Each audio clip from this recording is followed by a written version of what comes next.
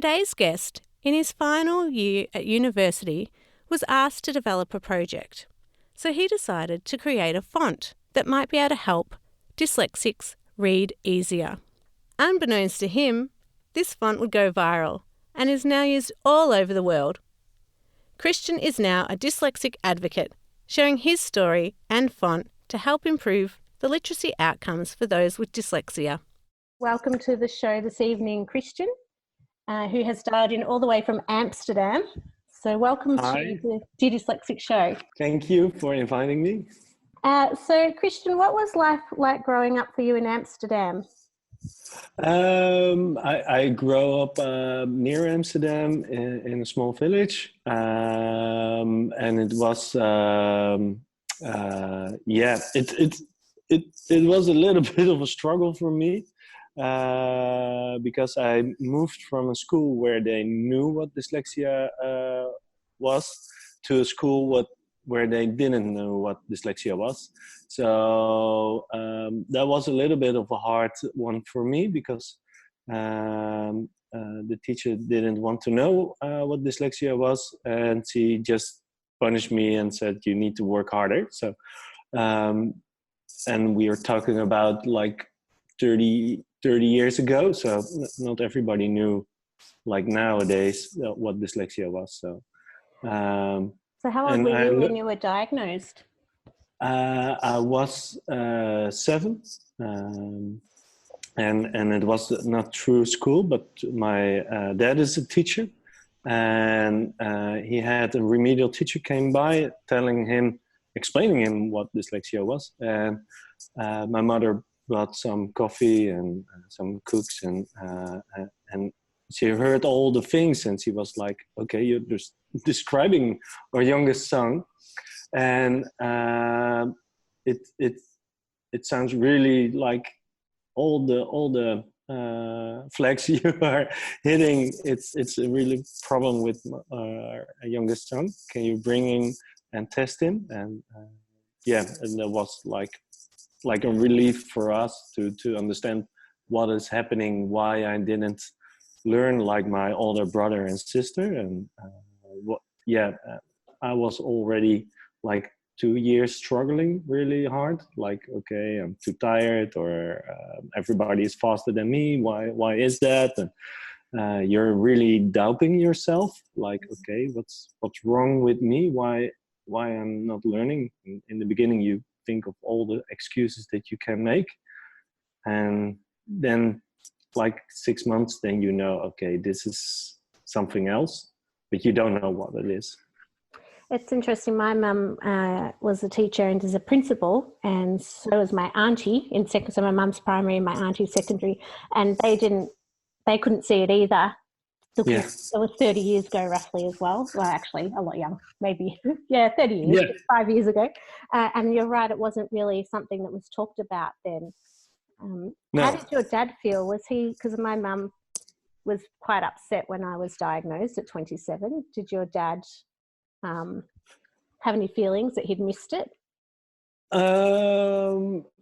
No, he was a teacher on a middle school, so he didn't teach me anything in that kind of way. So it was for my mother and my dad. It was like an eye opener kind of way. Like, okay, we know it's what I do remember of all the times was that my mother was rolling their eyes, like, I explained it to you like 10 minutes ago, why are you making the same mistake again?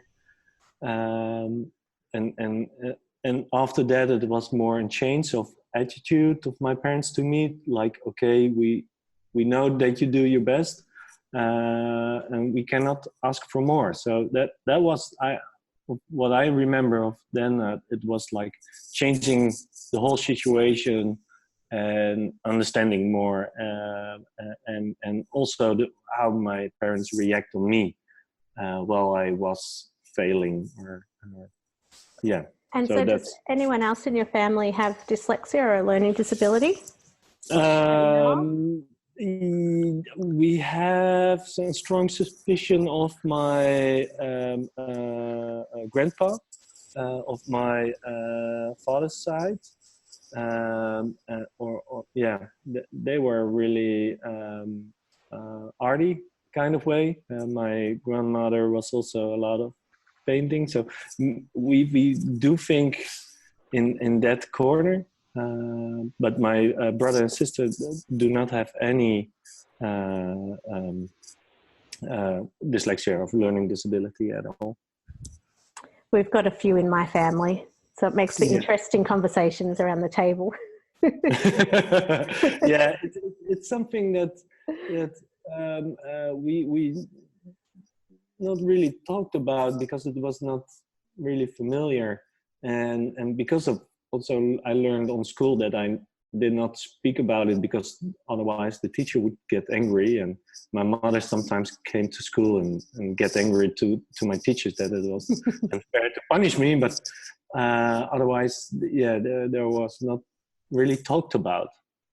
And so what was secondary school like for you then? Did that get easier, or was it the same all the way through? I didn't talk about it and until I delivered some work to the teachers and put it on the desk and walked back to my own desk. And before I hit my own desk, they said, come back. Are you tested for dyslexia? And they immediately saw it, and my handwriting was terrible. What I learned was, okay, the languages were, we learn here Dutch, English, French, and German. That's really in hell for somebody with dyslexia. So all my time went in that, and I did a lower level of education because of my languages.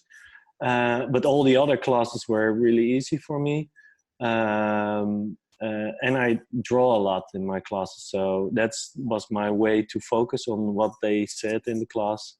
I didn't want any help. And I just want to be normal. That was my only thing. Did you get any intervention when you were going through? Did you see a speech therapist or a tutor or anything, or did you? Yeah. They it's remedial teaching. You get it once an hour, and they repeat everything, and then you walk out. And where you need your help is in the regular classes, and there was nothing.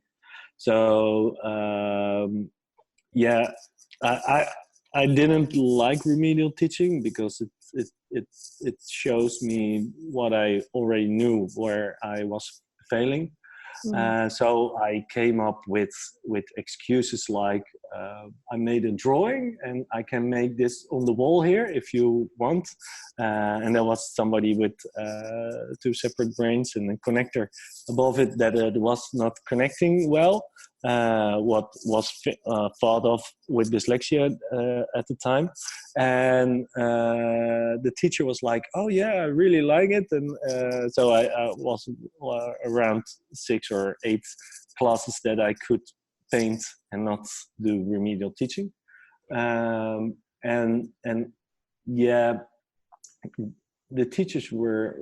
I didn't learn anything like with all the French classes and the German classes. And I learned my English with watching movies because I was too slow for the subtitles. So, it was a real struggle for nothing. So, for some people, it is, isn't it? Because they go on to do something completely different.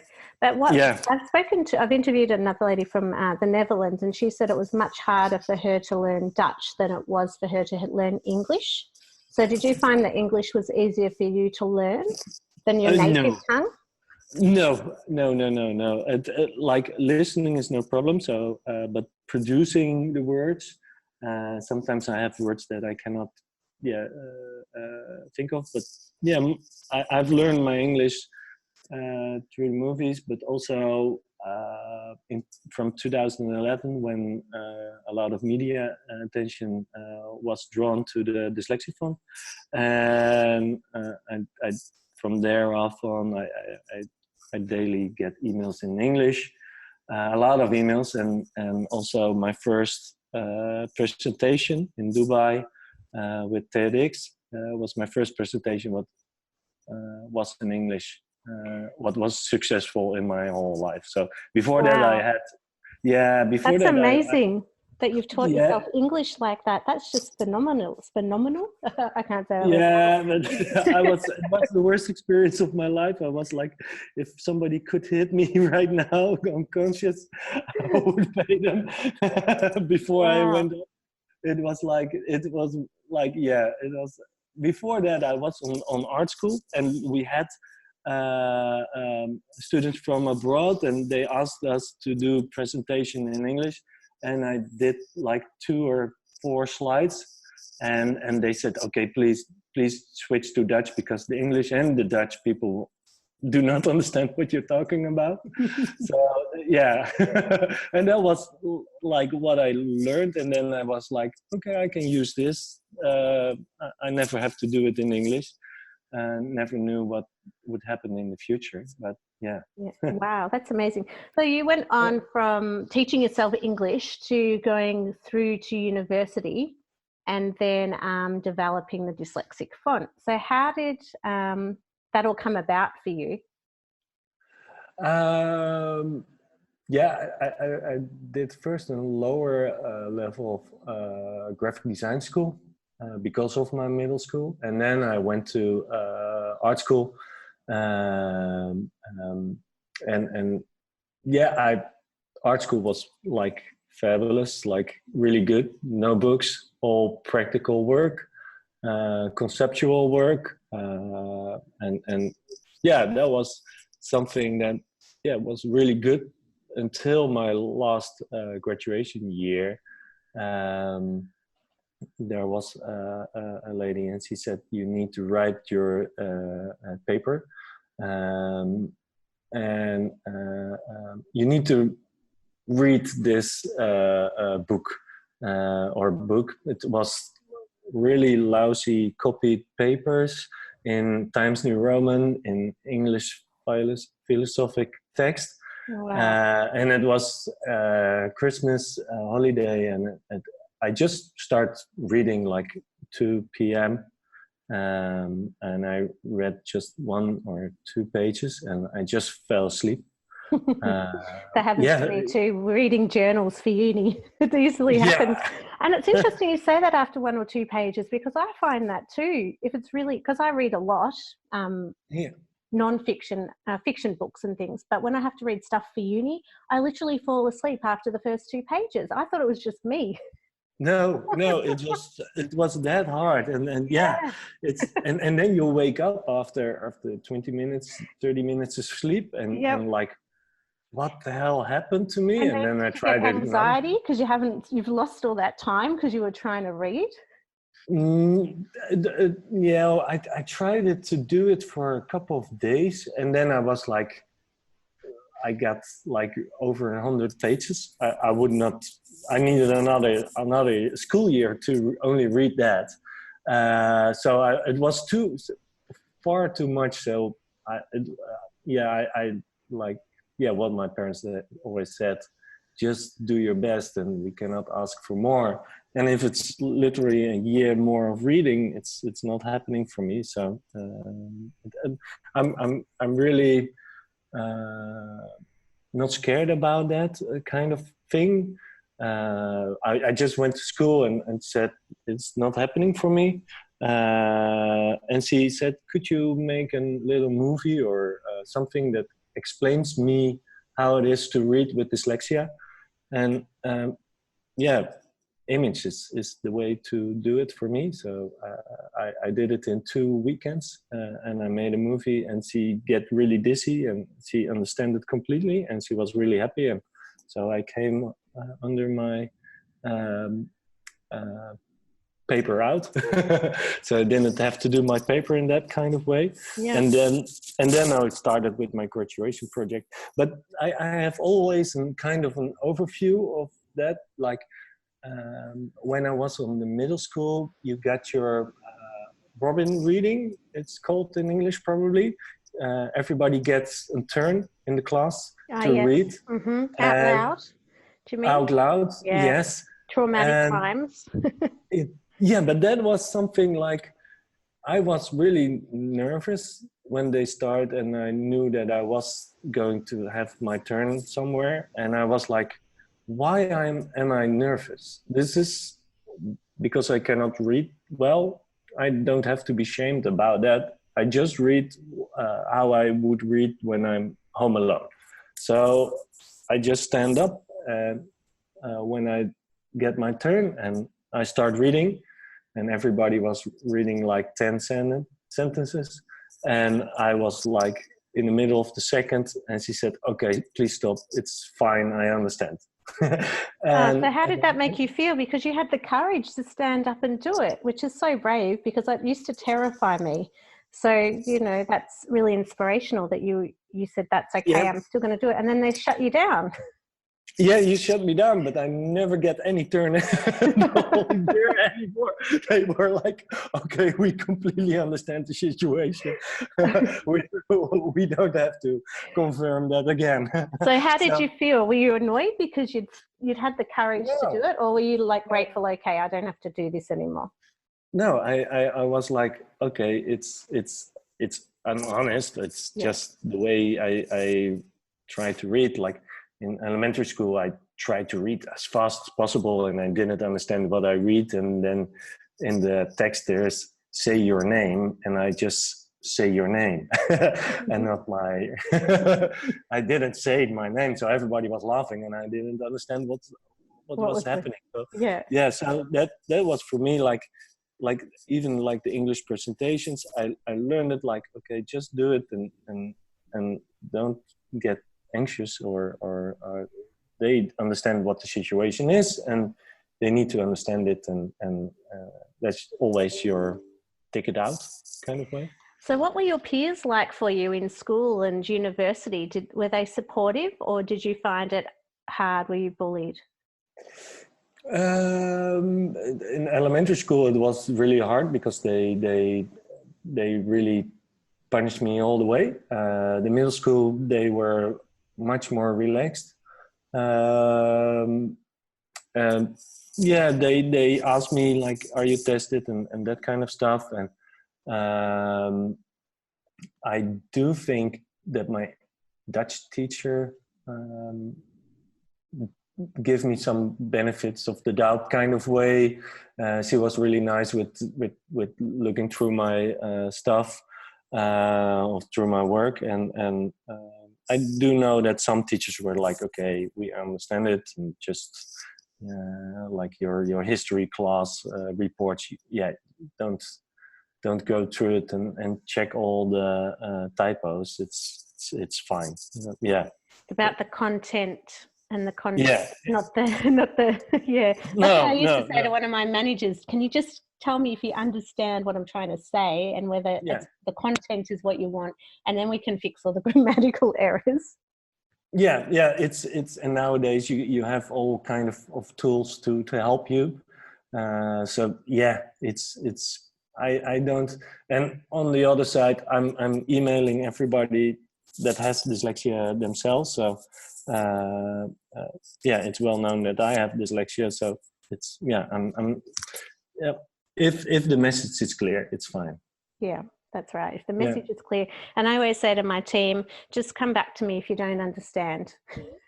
Yeah. If the message isn't clear, just ask me. It's much easier to explain it to you verbally. It saves me a midday. And it probably saves me a lot more time just explaining it verbally than it does to try and construct an email that can take 15 minutes to make sure it makes sense in my head anyway, even if it ends up not making sense to everyone else. And sometimes like in art school we did get an introduction in photographic studio equipment, and I'm just made drawings of the notes, and everybody was looking at the notes of what I did, and the teacher said, could you copy that for everybody so they can get it at home? And it's beneficial for multiple cases if you just draw. Well, I must say I'm a little bit jealous because I got asked to leave art class by the age of 17 because they said I was never going to go anywhere and I was wasting my time, even though I loved just doodling. So I like to take photos, but in my books throughout work, there's pictures everywhere of trees and all different random things. But I collect art now when I can afford it, because I know I'm never going to be able to create it in that way. Yeah, but yes, it's such a waste if people do not support that, and it's a way of communication. Why would it, if it works, it works. Yeah, well, it wasn't my area of talent, but that led you on to develop the dyslexic font. Is that right? Is that how that came about? Yeah. It after that last year, and the paper that didn't came true. I you have your graduation project, and I was like, okay, I'm always hiding my dyslexia. Why wouldn't I confront myself and look into it? And I started first with a kind of idea to make books dyslexia friendly layouts, the width of the column, the interline, the spacing of the pages, and all that kind of stuff. And while I was trying to read in some stuff, I just read the sentence that I heard all my life, like mirroring, switching, and rotating the letters, and you don't notice it yourself. It's not that you really see them flipping. It's more the how you process it in your brain and how it comes out, and you only have to make an error with one letter to like what I'm reading, and going back and forward and back and forward. So can you pick when the word, because for me, I know the sentence hasn't made sense, and when I reread it, I know which word didn't change, but you know what I mean? It's like your brain's predicting or thinking it's supposed to be that word. And the letters, the B's and D's do move for me. So can you find that word and know that that's what the issue was when you go back and reread it? I kind of you make an error, and it's already kind of flagged, kind of, and then you read a couple of words after, and then you think, no, I stranded here. I will go back, and it's like, and then you go back by where you lost your way, kind of where it flagged, and then it goes forward again, and it's and sometimes I have like long words, the letters melt together. It's like within the word I stop and go back even already. So yeah, it'd be really hard if you didn't have some understanding of the content you're reading, because otherwise your reading comprehension just goes out the window, because the amount of time it takes to go back and see what's happened in that sentence, where the error is, and then to actually understand what the sentence is telling you takes it's hard work. It's taking a lot of energy. What makes you tired, what makes you more error, what makes you even takes more energy. It's going crazy. That's the reason probably after 2 pages we sleep. I'm so glad I'm not alone. No. So I'm really interested in the font, because I'm doing my PhD in adults with dyslexia, so a different topic, but we're at the foundation, my foundation, we're very much around evidence-based and trying to grow the evidence base, particularly in Australia, because there isn't a very big evidence base for young people and adults. So was the way you created your font, did you trial and test it with a population of dyslexics to see whether it helped, or how did you go about, because it's used worldwide? What I did was when I came up with the idea, like, okay, we treat letters like objects, so we have no problem with an object. We can really fast see an object and identify and get it in our brain and play around. But if we play around with letters, we get in problems. So that was like the basic concept. Everything that makes a typeface clear or a letter clear, it's good to easy recognize. And that was like, okay, I made only the lowercase first. I didn't know how to work with a font program, so I made it in Illustrator, before I could work in a font program. And I was like, okay, this is working much better than I thought of before. And I was putting the letters manual by hand on paper to make a sentence. And then I was like, okay, but I have made it myself. I have not problems with all the letters, but some people with dyslexia have problems with different letters, or I have more problems with capital letters also, but not all. So but the basic idea, I put it to all the letters, and I was like, okay, I need to test this with other people, because maybe I make something only beneficial for me. And then I asked around, because I didn't know anybody with dyslexia. And I asked around, like, okay, I want people from not in graphic school, because they are looking different way to letters. I just want them from the university, but also working people, people from like 15 years to any date above, because they can generally give me feedback. I don't want to know them. They don't need to know that it's about the typeface. I need to know if they are tested, and I need to know their email. So I ended up with 8 emails of 8 persons, and I just sent it the PDF that I manually put together with a linear of text and a paragraph of text, and I just sent it to them like, I'm doing something about dyslexia with my graduation project. Could you give me feedback on this text? And they all came back like, could you send me the typeface? And I was like, okay, this is not only working for me, it's also working for the other people. So and then it was like really balancing between light kind of dyslexia and severe dyslexia, because like example from the bold capital letters, in the beginning it was way too bold, so the attention was too much attached to the capital letters, so it was interfering reading.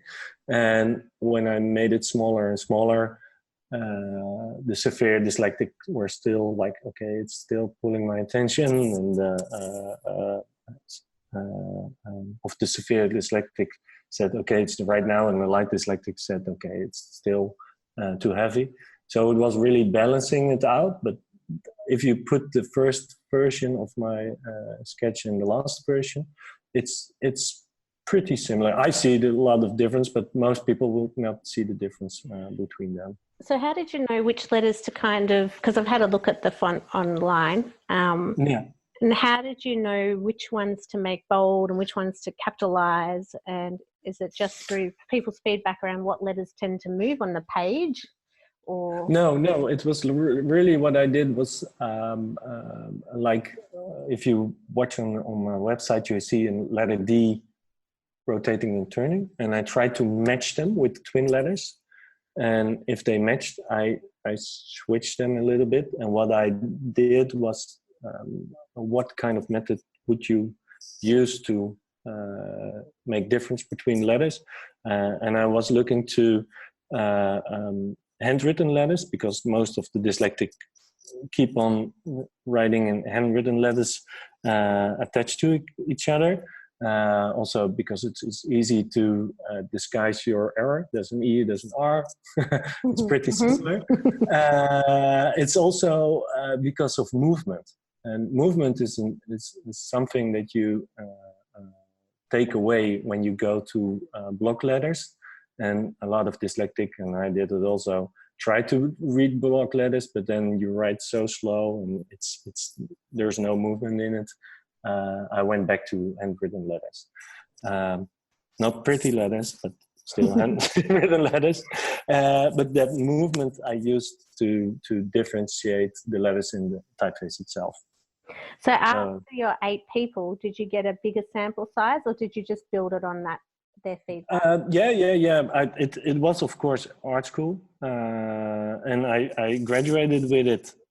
and my art school head of the art school was dyslexic himself, so he really liked it, and he said always like, okay, keep me posted what would happen with the typeface. And I was like, okay, I will use it, the 8 other people will use it, that's it.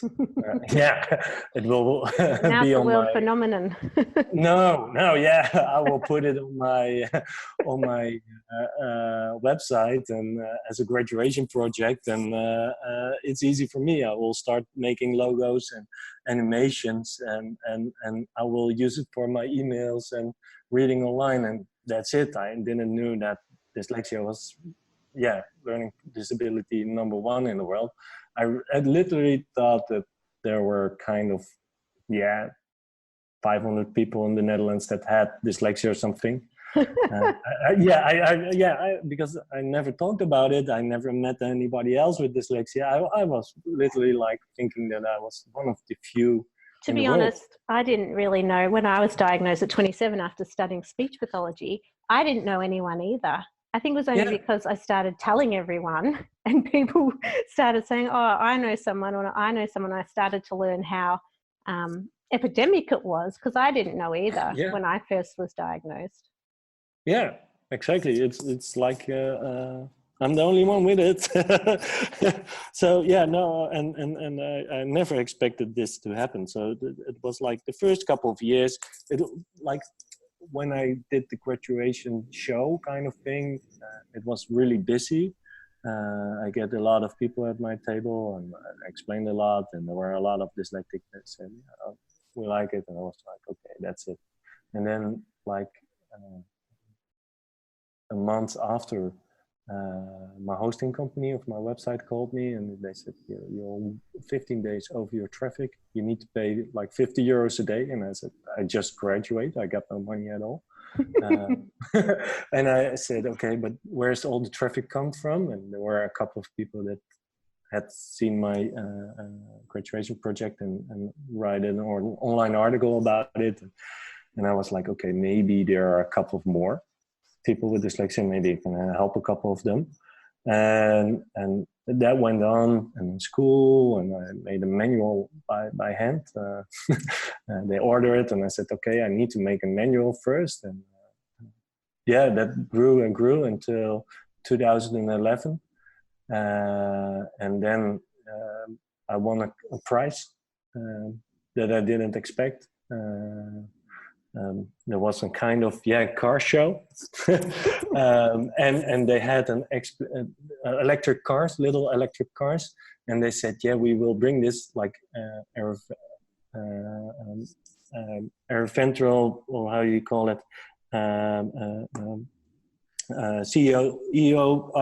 Yes, yep. Executives. And they had it about architects in the city and farming on the top of the buildings, and all that kind of project for the future, and a typeface for people with dyslexia. Wow! So exciting. Yeah, really out of place. I made a little movie for that, and I asked them, when the final evening is, there is a little party, how many people can I drink? Because the drinking is for free. I never expect to win, because I was really out of place there. And I brought 8 of my friends, and we drank a lot. And then they said, they announced that I won, and that I really never thought. And you were too inebriated to take the award. I went on stage. It was like really unbelievable, and then I went for the camera, and I need to speak in English. It's really horrible, and I emailed my teacher later on, like, he asked me to keep him posted, so I emailed him, and the second day he said, I sent it to all the teachers, and I was, I don't know what I sent it the night, and but that was way out of my expectation, and then that hit the media, and then a broad attention went on, and it was like 2 years only replying on emails and trying to catch up update my website to English and all that kind of stuff. And, that was like really crazy time, and late nights of work. So yeah. I can imagine. Yeah. Become a worldwide success overnight. So how do you think your font is changing the world for dyslexics? In several ways. What I've learned is dyslexic people just read a paragraph or two and they know. They can just use it. It's fine.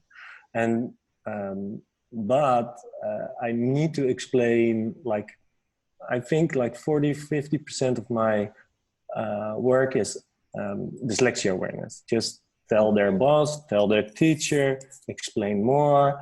But it is also like the typeface itself makes dyslexia kind of visible. So children give kind of lectures about the typeface, but also about dyslexia itself. So people also without dyslexia, like, oh yeah, people with dyslexia have problems with reading, but they don't really are aware what they're saying until they see the typeface and they think, oh, you can put it in newspapers and you can put it in on computers, but in apps, and then they recognize, like, oh, that's a lot of reading. That's now I understand a little bit how much effort it takes for somebody with dyslexia.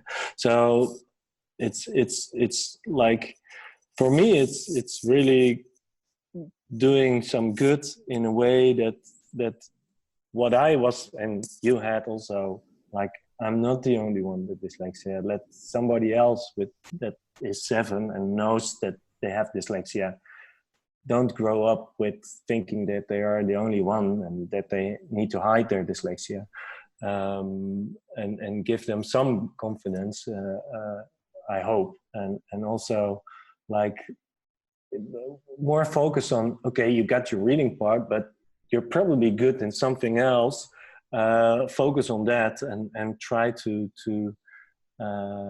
use that to compromise what you're not good in, and in that kind of way you learn yourself.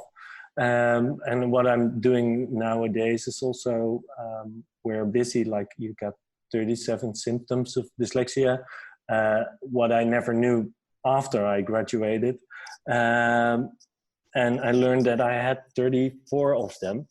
And that was like, okay, now I understand why I had a lot of ear infection on the right side, why I had a lot of problems with my agenda, why I have problems with a lot of stuff. What I was, if I knew, I could say, okay, now I can understand it and I don't have to fight it. I only have to understand it and give it a place so I can work with it, and you don't have to fight yourself. It's getting understanding itself. So we are doing now, like, all the 37 symptoms, and with every rule I tell what my experience with it is, and we put it online every week, so somebody else can see them and share them, and we do get a lot of people, like, I recognize myself, and then I'm thinking, okay, it's coming somewhere, but it is a large world. It is a large. I do understand why big companies are doing commercials daily, repetition with commercials, because otherwise people don't notice it because they get so much information. They get so much subjects, they don't remember them all. So I learned that it's never enough to bring more dyslexia awareness to fully understand it. And if they understand it and focus more on, okay, we understand what you don't can, but you're really good in this and you're really good in that. Let's focus on that so you can benefit later on. Yeah, that's the majority of our work at the foundation is really just awareness raising because of the lack of awareness, lack of people being diagnosed, realising they're dyslexic, how to support them in the workplace and in school. So you've become a really big advocate. I mean, you've been on your TED Talks talking about the font and your experience, but what would you like to see for you, the top 3 things change for the dyslexic community over the coming years? Yeah, I'm also working here with a local or a national dyslexia organization. Last year we started with a day of dyslexia. So fantastic. Yeah, that's here in the Netherlands, Mm-hmm. and I try to change, and I hope in the future that here in the Netherlands, people with dyslexia don't need to do all the 4 languages, only 2, like English and Dutch. If you can focus on that, you would probably learn more than 4 languages. But also, if schools could change a little bit and not say everybody of every day to everybody with dyslexia, you're not doing that well, to change to you're doing that great. Let's focus on that. That's the main thing that I would like to see to change in education country. It's that's the main thing I would like to see changing. And then maybe you can move from one day to a whole month, like we have in Australia for some reason. Yeah, I know. The whole month of October. Dyslexic Awareness Day is actually on my birthday, which is just freaky. But then we have the whole month of October to do different things. So we're lucky in a way, I guess, because we're quite disorganized sometimes. So having a whole month to organize things is very helpful. Yeah, it's similar like in the US, you get also a month. Yeah. And in the UK, you get a week. So we started with day. So. Yeah. Well, congratulations. That's a great step in the right direction. Yeah. One step ahead and ago, and it is now really known. And really, we're quite behind in a lot of other things when it comes to dyslexia. So I think we need a whole month to help raise awareness. Before we sign off, sorry. How is it in education in Australia? It's varied. Some schools diagnose students or children quite young and they can get access to interventions, but normally the parents have to pay for that intervention. So there's no specific support in schools at the moment. Once you go into high school, there's more support becoming available around assisted technology, but in some areas that assisted technology stops when you're in the higher end and you're not allowed to use it. But once you get into university and TAFE, if you're lucky enough to get there after going through all those barriers, particularly where I am in Victoria, I don't know if it's the same across Australia, but you get a lot of support in uni. Once you've had that diagnosis and you can take paper saying you've got a learning disability, you can access to a disability coordinator, assisted technology, different funding.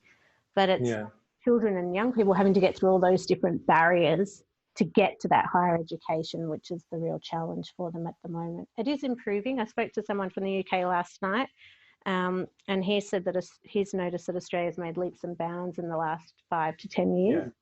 But there's a lot of work to be done for young people and adults, which is why I established my foundation, because there was a massive gap and there is no support once you go. So even if you get that support at uni or TAFE, once you go into the workplace, you can't disclose. You're not really protected by law at the moment. You can't access assisted technology. So it's really hard once you go into the workplace. It's when you go to the workplace, it really depends on where you're working at. Some companies are really into accessibility, and some companies will say, okay, the next round you're out. It's really sometimes we do get emails like, I need this, but I don't want my boss to know that how could you live like that? It's really hard. It is hard, and I think it's making people aware of all the free assisted technology that people don't need to know about in case you don't want to disclose, like font types or text to speech or read aloud that's now on Microsoft. all those different things that you can kind of be under the radar. So if you don't want to disclose it, there are those tools available for people. But it's really hard. And I disclose at every job I go to, and sometimes it works in my favour, but a lot of times it doesn't. Yeah, it's like Ernst and Young are really busy into they're doing and they are really busy with finding the good qualities with autistic, but also with dyslexia and all the kind of thing, and just use their talents. And that's kind of way that you want. And I think somebody with a disability, if you give them a chance, they will prove them twice. There's no problem at all. That's right. And I think for people with learning disabilities, if you just give them the tools, they'll excel at what they need to do. Yeah. There's really no barrier once we've got that assisted technology in place. And that's the education and awareness that we need to be working towards, because there's a lot of stuff happening for people with autism in the workplace in Australia, which is great. So that movement is starting to occur. It's just getting dyslexia on board as well. Yeah, but it gets so slow. It is slow, yes. Hopefully by the time we retire. We will do another call. I think I never, like you, never expected to be working in this space, but now I think I'll be doing it till the day I die. Which is scary. So before we wrap up, it's been a great conversation. Thank you so much. Is there anything you'd like to tell our audience or people that might be struggling and who've struggled at school or in the workplace before we wrap up this evening? Yeah, just focus on what you're doing good, what are you good at, what you want to do, and do the best to things that you're not so well at. But it's really hard for everybody, I think.